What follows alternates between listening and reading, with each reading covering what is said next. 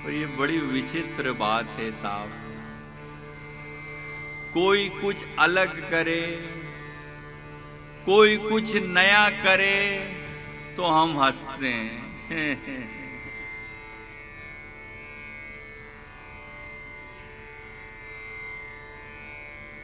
अरे भैया, उसका अपना जीवन है, उसकी अपनी सोच है, उसका अपना ढंग है, पर नहीं, हम तो कोई कुछ नया करे।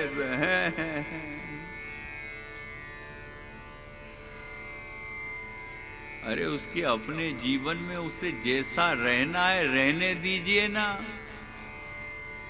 वो जो करना चाहता है करने दीजिए। लेकिन हम लोग जो हैं अतिक्रमणकारी हैं, जन्म सिद्ध अधिकार समझ रखा है दूसरे के जीवन में घुसने का। अपनी तो हम इंच भर जगह नहीं देते हैं और दूसरे के पूरे मकान पर कब्जा करना चाहते हैं।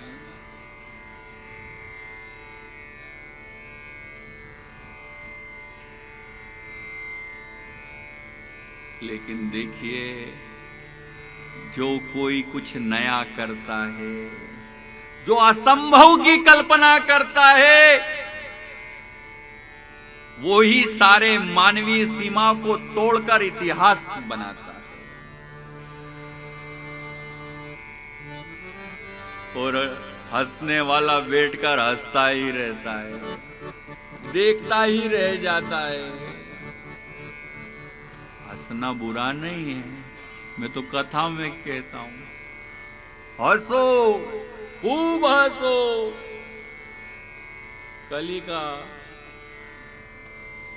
हंसना अच्छी बात है, दिन भर में कुछ समय आवश्यक है शरीर के लिए हंसना, लेकिन यह भी पता होना आवश्यक है कि कब हंसना।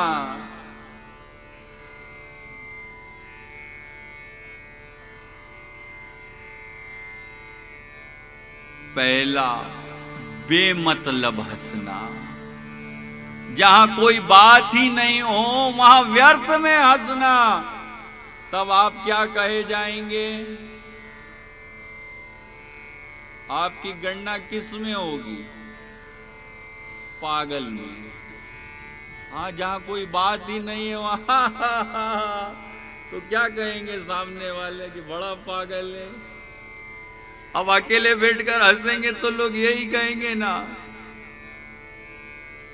तो पहला, बेमतलब हंसना, जब कोई बात ही ना हो। दूसरा, दूसरों पर हंसना। कई लोग तो बिल्कुल नहीं हंसते हैं और फिर जब हंसते हैं तो दूसरों पर हंसते हैं।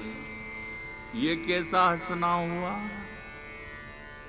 तीसरा, जहां किसी का उपहास हो रहा हो, जो जागे हैं वो तुम्हारे सराबिया, जहां किसी का उपहास हो रहा हो वहां पर हंसना। लोग किसी का मजाक बना रहे हो और आप वहां हंसें तो ये हंसना ठीक होगा क्या? यहां भी आपकी गणना फिर पागल में ही होगी। चौथा, जहां सब दुखी हों, उदास हों, निराश हों, वहां हम अकेले बैठकर हंसें, तब ये हंसना ठीक होगा क्या?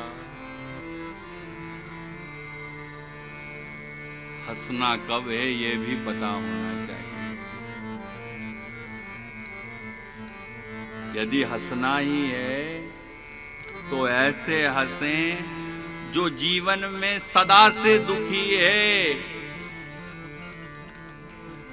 उसको किसी वस्तु की सर्वाधिक अपेक्षा है, और यदि वो वस्तु लाकर आप उसका दुख समाप्त कर सकते हैं, तो उसका जब वो दुख समाप्त होगा तो उसके मुख पर जो प्रसन्नता होगी, उसके देखकर जो आप अंदर ही अंदर मंद मंद मुस्कुराएंगे, वो आपकी मुस्कुराहट जोरदार ठहाका से भी अधिक प्रभावी होगी।